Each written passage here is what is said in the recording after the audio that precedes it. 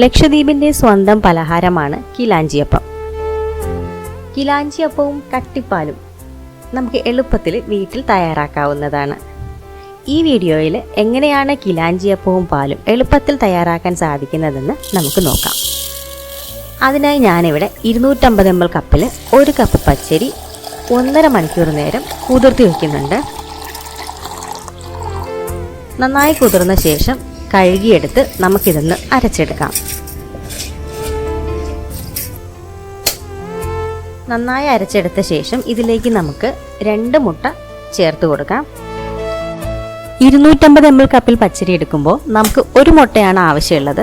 പക്ഷെ ഞാനിവിടെ 2 എണ്ണം ചേർത്ത് കൊടുക്കുന്നുണ്ട്. 2 എണ്ണം ചേർത്ത് കൊടുക്കുമ്പോൾ നമുക്കൊരു മഞ്ഞ നിറത്തിലാവും ഈ കിലാഞ്ചിയപ്പം കിട്ടുന്നത്. വെള്ള നിറത്തിൽ കിട്ടാനായിട്ട് 1 മുട്ട ചേർത്ത് കൊടുത്താൽ മതിയാവും. ഇതിലേക്ക് പാകത്തിലുള്ള ഉപ്പും കൂടി ചേർത്ത് കൊടുത്ത് ഒന്നും കൂടി ഒന്ന് അടിച്ചെടുക്കാം.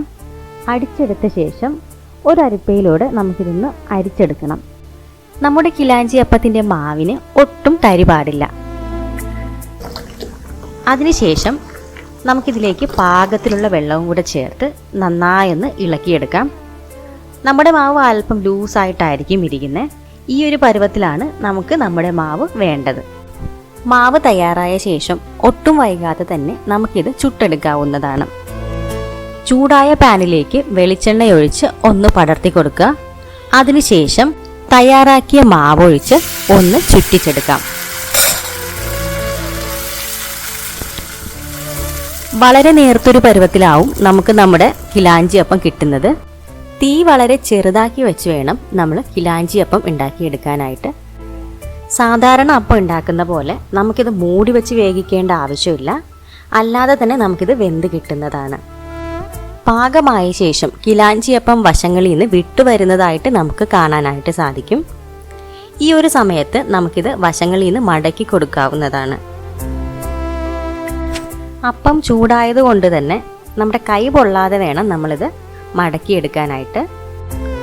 മടക്കിയെടുത്ത ശേഷം മുകളിലൊന്ന് പ്രസ് ചെയ്തെടുത്ത് നമുക്കിത് പാനിൽ നിന്ന് മാറ്റിയെടുക്കാവുന്നതാണ്.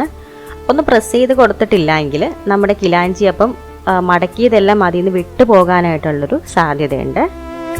അപ്പോൾ നമ്മുടെ കിലാഞ്ചിയപ്പം ഇവിടെ തയ്യാറായിട്ടുണ്ട്. ഇനി നമുക്കിതിലേക്ക് വേണ്ട പാല് തയ്യാറാക്കാം. ഇതിലേക്ക് തേങ്ങാപ്പാൽ നല്ല കട്ടിയായിട്ട് എടുത്തിട്ടുണ്ട്. ഇതിലേക്ക് കുഞ്ഞു പഴവും ആവശ്യത്തിനുള്ള പഞ്ചസാരയും ചേർത്ത് നന്നായി ഒന്ന് ഇളക്കിയെടുക്കാം. ലക്ഷദ്വീപിൻ്റെ സ്റ്റൈലിൽ കഴിക്കുമ്പോൾ ഈ കട്ടിപ്പാലും കൂട്ടി കഴിക്കുന്നതാവും അതിൻ്റെ ഒരു ഭംഗി. നമ്മൾ സാധാരണ അപ്പത്തിന് ഉപയോഗിക്കുന്ന ഏത് കറിയും നമുക്ക് ഇതിനോടുകൂടെ ചേർത്ത് കഴിക്കാവുന്നതാണ്. അപ്പോൾ വീഡിയോ ഇഷ്ടപ്പെട്ടിട്ടുണ്ടെങ്കിൽ സബ്സ്ക്രൈബ് ചെയ്തൊന്ന് സപ്പോർട്ട് ചെയ്തേക്കണേ.